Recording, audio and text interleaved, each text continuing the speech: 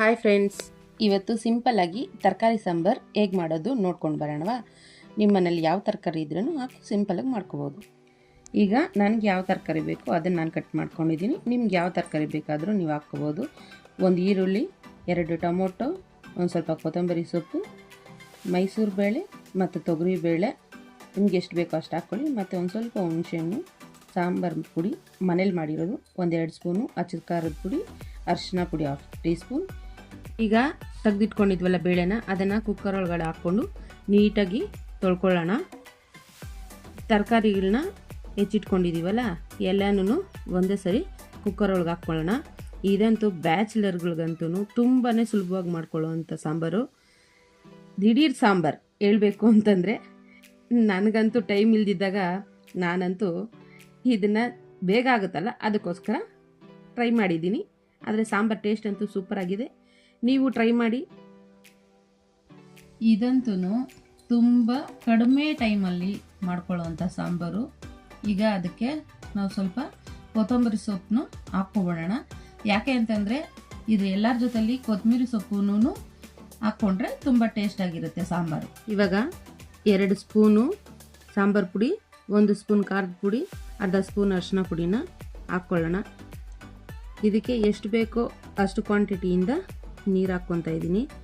ನನಗಂತೂ ಸ್ವಲ್ಪ ಗಟ್ಟಿಯಾಗಿರಬಾರ್ದು, ತೆಳುವಾಗಿ ಇರಬಾರ್ದು, ಮೀಡಿಯಮ್ ಆಗಿರಬೇಕು. ಇವಾಗ ನೋಡಿ ನೀರು ಹಾಕ್ಕೊಂಡಿದ್ದೀವಲ್ಲ, ನೀಟಾಗಿ ಮಿಕ್ಸ್ ಮಾಡ್ಕೊಳ್ಳೋಣ. ನೋಡ್ಕೊಳ್ಳಿ ನಿಮಗೆ ಎಷ್ಟು ಅದಕ್ಕೆ ಬೇಕು ಅಂತ. ನನಗಂತೂ ಇದು ಓಕೆ ಅನ್ನಿಸ್ತಾ ಇದೆ. ಈಗ ಸ್ವಲ್ಪ ಇದಕ್ಕೆ ಉಪ್ಪನ್ನು ಹಾಕ್ಕೊಳ್ಳೋಣ. ನೋಡ್ಕೊಂಡು ಹಾಕ್ಕೊಳ್ಳಿ, ನಿಮಗೆ ರುಚಿಗೆ ಎಷ್ಟು ಬೇಕು ಅಷ್ಟು ನೋಡಿ. ಉಪ್ಪು ಹಾಕ್ಕೊಂಡ್ಮೇಲೆ ನೀಟಾಗಿ ಮಿಕ್ಸ್ ಮಾಡ್ಕೊಳ್ಳೋಣ. ಒಂದ್ಸಲಿ ಚೆನ್ನಾಗಿ ಮಿಕ್ಸ್ ಮಾಡಿದ್ಮೇಲೆ ಇನ್ನೊಂದು ಸ್ವಲ್ಪ ಗಟ್ಟಿಯಾಗಿದೆ ಅನ್ನಿಸ್ತಾ ಅದಕ್ಕೆ ಸ್ವಲ್ಪ ನೀರು ಹಾಕ್ಕೊಂಡಿದ್ದೀನಿ. ಚೆನ್ನಾಗಿ ಇವಾಗ ಮಿಕ್ಸ್ ಮಾಡ್ಕೊಳ್ಳೋಣ. ನೋಡಿ ಇವಾಗ ಒಂದು ಅದಕ್ಕೆ ಬಂದಿದೆ. ಈಗ ನಾವು ಕುಕ್ಕರ್ ಮುಚ್ಕೊಳ್ಳೋಣ ನೀಟಾಗಿ. ಇವಾಗ ಸ್ಟವ್ ಆನ್ ಮಾಡಿಕೊಂಡು ಕುಕ್ಕರ್ನ ಇಟ್ಟಿದ್ದಾಯಿತು.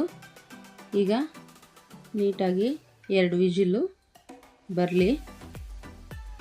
2 ವಿಜಿಲ್ ಬಂತಲ್ವಾ, ಈಗ ಗ್ಯಾಸ್ ಆಫ್ ಮಾಡೋಣ. ಈಗ ಕುಕ್ಕರ್ ಮುಚ್ಚಳನ ತೆಗೆದು ಸಾಂಬಾರನ್ನ ತೋರಿಸ್ತೀನಿ ನೋಡಿ.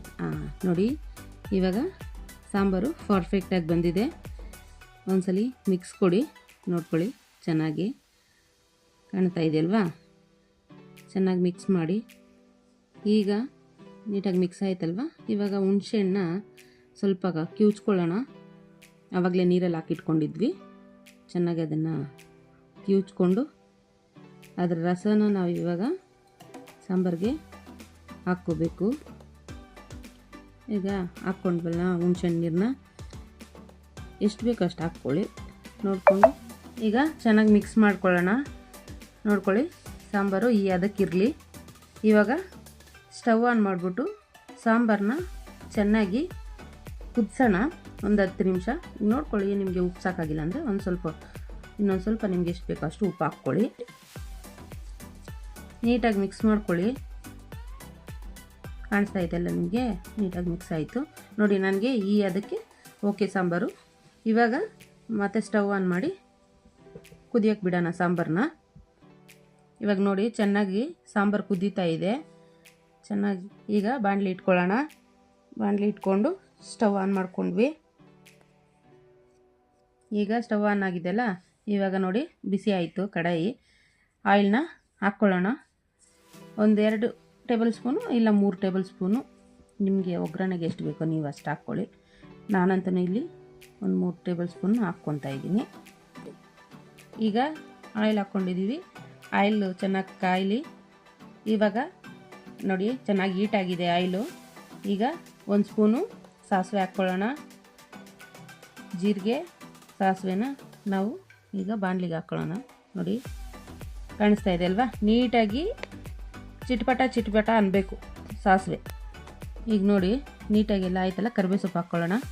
ಆಮೇಲೆ ಈರುಳ್ಳಿ, ಒಣಮೆಣ್ಸಿನ್ಕಾಯಿ, ಈರುಳ್ಳಿ, ಬೆಳ್ಳುಳ್ಳಿ ಎಲ್ಲನೂ ಎಣ್ಣೆ ಒಳಗಡೆ ಹಾಕ್ಕೊಳ್ಳೋಣ.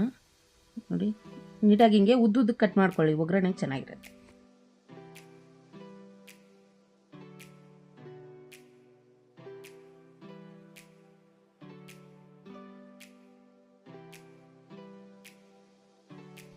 ಇವಾಗ ಕರಿಬೇವು ಸೊಪ್ಪು, ಒಣಮೆಣ್ಸಿನ್ಕಾಯಿ, ಈರುಳ್ಳಿ, ಬೆಳ್ಳುಳ್ಳಿ ಎಲ್ಲನೂ ಹಾಕ್ಕೊಂಡು ಚೆನ್ನಾಗಿ ಮಿಕ್ಸ್ ಮಾಡ್ಕೊಳ್ಳೋಣ. ನೋಡಿ ಚೆನ್ನಾಗಿ ಮಿಕ್ಸ್ ಆಗಿದೆ ಅಲ್ವಾ. ಇವಾಗ ಒಂದು ಸ್ವಲ್ಪ ಬ್ರೌನ್ ಕಲರ್ ಆಗಲಿ. ಅದಕ್ಕೆ ಇನ್ನೊಂದು ಸೀಕ್ರೆಟ್ ಹೇಳ್ತೀನಿ. ಒಂದು ಸ್ವಲ್ಪ ನೋಡಿ, ನಾನಿಲ್ಲಿ ಆಚಿ ಇಂಗು ತೊಗೊಂಡಿದ್ದೀನಿ, ಒಂದು ಸ್ವಲ್ಪ ಹಾಕ್ಕೊಳ್ಳಿ. ರುಚಿಗೆ ತಕ್ಕಷ್ಟು ಅಷ್ಟೇ, ಸುಮ್ಮನೆ ಅದು ಒಗ್ಗರಣೆಗೆ ಹಾಕಿದ್ರೆ ಗಮ್ ಅಂತ ಸಾಂಬಾರು ಒಳ್ಳೆ ರುಚಿಯಾಗಿರುತ್ತೆ. ನೋಡಿ ಹಾಕ್ಕೊಂಡಿದ್ದಾಯ್ತಲ್ಲ, ನೀಟಾಗಿ ಮಿಕ್ಸ್ ಮಾಡ್ಕೊಳ್ಳೋಣ. ಸ್ವಲ್ಪ ಗೋಲ್ಡನ್ ಕಲರ್ ಬರಲಿ.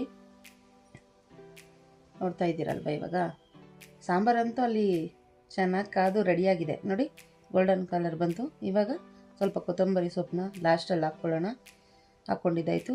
ಸ್ಟವ್ ಆಫ್ ಮಾಡಿಕೊಂಡು ಈಗ ನೀಟಾಗಿ ಮಿಕ್ಸ್ ಮಾಡಿಕೊಂಡು ನೋಡಿ, ಇವಾಗ ಸಾಂಬಾರೊಳಕ್ಕೆ ಒಗ್ಗರಣೆನ ಹಾಕ್ಕೊಳ್ಳೋಣ. ನೋಡಿದ್ರಲ್ವಾ, ಒಗ್ಗರಣೆ ಹಾಕ್ಕೊಂಡಿದ್ದಾಯ್ತಲ್ವ. ಇವಾಗ ಇನ್ನೂ ಒಂದ್ಸಲಿ ನೀಟಾಗಿ ಸಾಂಬಾರನ್ನ ಮಿಕ್ಸ್ ಮಾಡ್ಕೊಳ್ಳೋಣ. ಎಷ್ಟು ಪರ್ಫೆಕ್ಟಾಗಿ ನಿಮಗೆ ತರಕಾರಿ ಸಾಂಬಾರು ರೆಡಿಯಾಗಿದೆ. ಈಗ ನಾವು ಬಿಸಿ ಬಿಸಿ ಅನ್ನದ ಜೊತೆಲಿ ಇದನ್ನು ಸರ್ವ್ ಮಾಡ್ಕೋಬೇಕು.